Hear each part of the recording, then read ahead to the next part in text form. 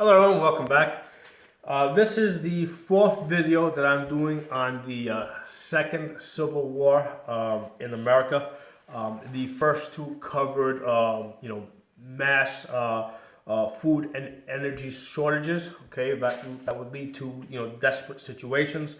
I also covered the military involvement or lack of military involvement and how the implications of that.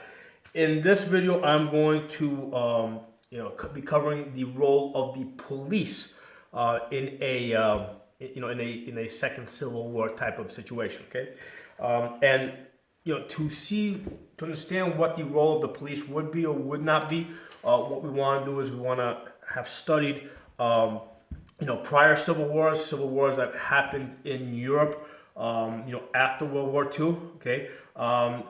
Also, a good place to study is, look at natural disasters like Hurricane Katrina and see what the police did then.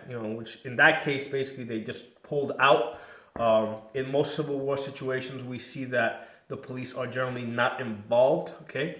And also another good example would be to look at the 1990s throughout at various cities throughout the United States, like New York City, like Los Angeles, and look at the height of the crack epidemics when you had gangs battling each other's in those cities, and see what the police reaction was to that. And in many cases, the reaction of the police was to avoid those neighborhoods altogether, where there were drug wars going on. Basically the police would respond long after the actual shootings would happen, and they were there basically to clean up the mess and make police reports. Okay. I used to live in New York City at the time, back in the mid 1990s. And I can clearly remember parts of New York City where you have people obviously selling drugs at various locations, and police cars just driving by pretending not to see them. Okay, if however you were driving next to them or in front of them and you failed to stop for a stoplight, or you did a rolling stop at a stop sign, or if you were speeding or whatever, or if your inspection sticker was invalid, they wouldn't hesitate to stop you and ticket you. Okay, because basically that's a moneymaker for them. So basically the police departments, okay, had within their own departments had decided that, listen, these are our policies, these is how we're going to operate, and we're going to be enforcing the law in these specific areas, and we're going to not be enforcing the laws in those specific areas.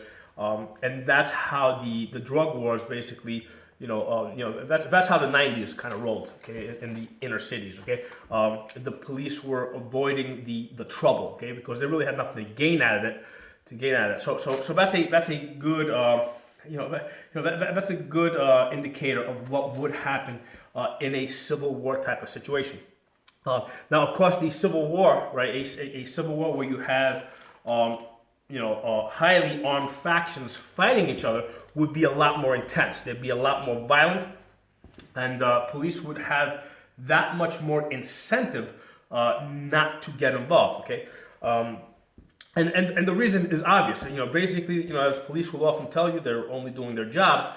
And here's what happens. When at the end of this shift, they take off their uniform and they go home. Well, the Civil War doesn't stop at that point.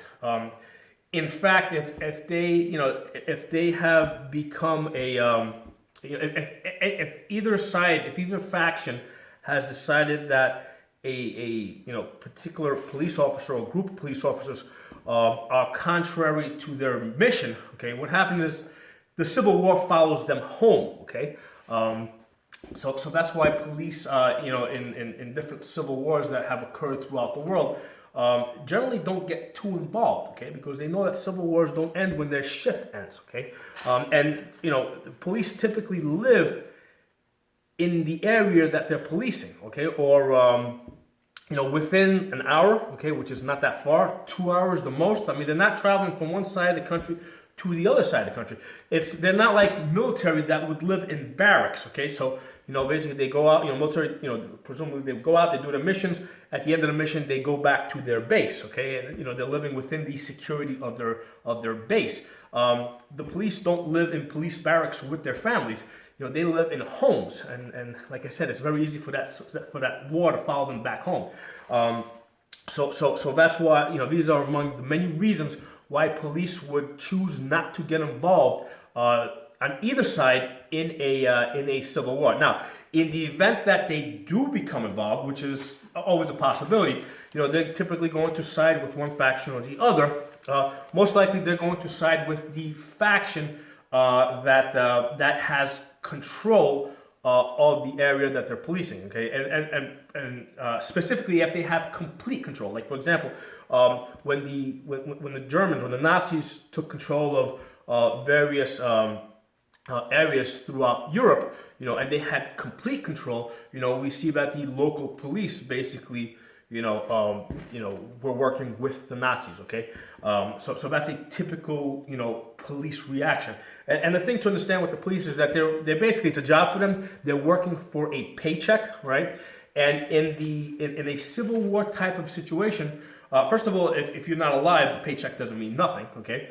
And second of all, if you go back and you look at the other videos where we covered food shortages and energy shortages, money means nothing in that type of desperate situation, okay? You're not working for money, you're working for food. In fact, the only reason why anybody would want to maintain their position as a police officer would be so that they might have access to food supplies that might be coming through the area. Okay, that's the only reason why they would even want to maintain, why they would even want to put a uniform on at that point. Okay, so that's kind of the reality of it.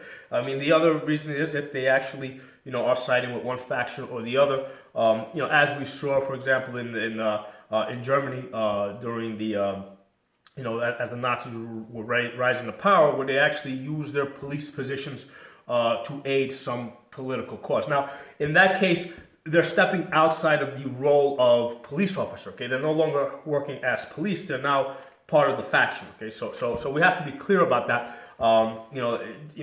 Once even if they have a uniform on and they're working for a police department, if they are in fact partisan, if they're in fact working for a faction, then they're really part of that faction. They're no longer really police. Okay.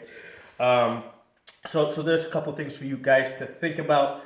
One other thing people will always bring up is they'll be like, well, okay, I can understand the donut eaters, the regular donut eaters not wanting to get involved, wanting to kind of stay on the sidelines. How about your SWAT teams? Those guys, they're well trained. They have, they have better gear, better weapons. What role would those guys play? Okay, and I'm going to tell you that the role that they would also likely play is non-involvement. And unless of course, like I said, they side with a particular faction. The reason why they would choose non-involvement, because first of all, there's not that many of them. I mean, even a city, let's say like New York City, I mean, how many guys do they have on the SWAT team? I mean, 100, maybe 200 throughout the whole city? I'm just guessing, I don't know, 300? Well, in a civil war type of situation, we're talking about factions with like literally thousands of people on each side shooting at shooting back and forth. And here's the thing that, most of you people watching this are going to know this already, but the standard, bulletproof vests that police wear, they only stop handgun rounds, okay? They do not stop rifle bullets, okay? So basically, the average bulletproof vest is equal to a t-shirt as far as protection, okay? And of course, even if they're wearing the heavier, class 3 and even class 4 vests, basically, people that fight, that are fighting in a civil war know that, you see a guy with a heavy tactical vest, you aim for the face, and most likely, when somebody's shooting from behind cover, the face is usually the target that they're going to present to you anyway. So among the partisans fighting this civil war, they're going to be aware that you see anybody that appears to be in a uniform, you aim for the face. So the SWAT teams are in no better position. There's not that many of them, okay? And also, it's it's easy for them to get set up and destroyed. For example, if all they would have to do is create a situation where, let's say, a SWAT team would have to, respond to. Okay, so basically, let's say a hostage situation, right? They create an intentional hostage situation in a particular building, okay, and they know that if the SWAT team responds, they are likely going to circle the building, okay. So that's pretty obvious. So they would have a plan to simply, once the SWAT team comes into position, they make a bigger circle around that. So now the SWAT team's in a position where not only are they being shot from the outside of their ring in, but they're also being shot at from the inside out. Okay, so SWAT teams, they can become very vulnerable very quickly. I mean, a lot of times you'll see them driving around in these armored vehicles. Well, they're armored vehicles, but they're not exactly tanks. Okay, they're armored vehicles, up to a certain level. I mean, basically, if you back a garbage truck into one of those armored vehicles at full speed, you will put it out of commission. You'll most likely flip it over. Okay, and now what situation are they in? They're in the side, trapped inside a vehicle that can pretty much be set on fire. So SWAT teams would be aware of their vulnerabilities. I mean, and this isn't like some type of revelation. They would quickly realize what their position is, as would the police.